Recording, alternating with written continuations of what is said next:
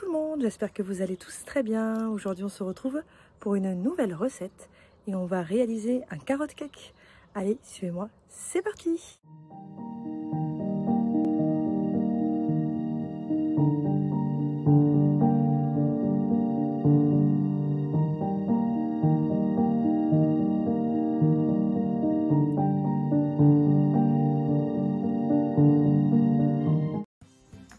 Dans un premier temps, dans la cuve du robot, vous allez mettre la cassonade ainsi que la farine.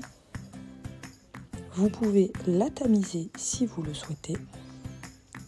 Ensuite, vous allez ajouter la levure chimique ainsi que les épices.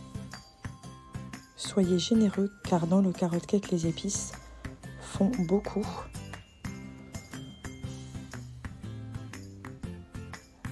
Ensuite, vous allez pouvoir ajouter l'huile neutre, donc tournesol ou pépins de raisin, ainsi que les 3 œufs et l'arôme de vanille.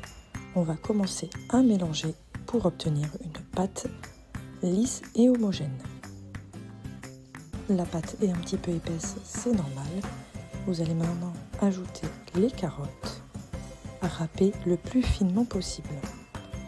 Vous mélangez une dernière fois avec le fouet du robot. Vous pouvez bien sûr le faire à la main ou au batteur électrique. Une fois qu'on a notre pâte, on va pouvoir la verser dans le moule. Vous voyez la texture de la pâte qu'on doit obtenir. Vous pouvez verser dans un moule à cake classique, mais moi je vais changer un petit peu de forme. Je vais faire dans un moule rond et ensuite une décoration à la poche à douille, vous allez voir. Donc une fois qu'on a versé, vous allez pouvoir ajouter quelques noix concassées ou également des noix de pécan si vous en avez. Et ensuite on va enfourner pour environ 25 minutes à 180 dans un four préchauffé. N'hésitez pas à rallonger la cuisson de 5 minutes environ s'il n'est pas assez cuit. Mais il faut quand même qu'il soit un petit peu moelleux et pas sec. Donc on enfourne, c'est parti.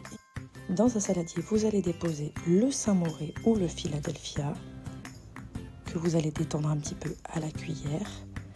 Et ensuite, vous allez ajouter le sucre glace ainsi que le jus de citron. Donc ensuite, soit vous étalez sur le gâteau bien refroidi par contre, hein, il ne faut pas que le gâteau soit chaud. Sinon vous faites comme moi, vous le placez dans une poche à douille.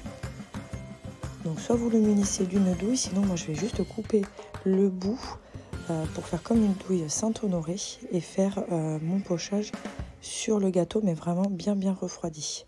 Voilà, moi j'ai coupé un peu en biseau et j'ai fait voilà, des traits un petit peu sur le dessus. Ensuite j'ai lissé le tour pour faire plus propre. Et ensuite donc j'ai décoré avec quelques noix pour rappeler l'intérieur du gâteau et également cacher un petit peu les petits défauts qu'il peut y avoir au niveau du pochage. Et ensuite j'ai tamisé un petit peu de 4 épices pour pouvoir donner un petit peu de couleur au-dessus du gâteau. Et voilà, c'est déjà prêt, c'est très rapide, très facile à faire et c'est super bon. Donc je vous recommande de tester la recette.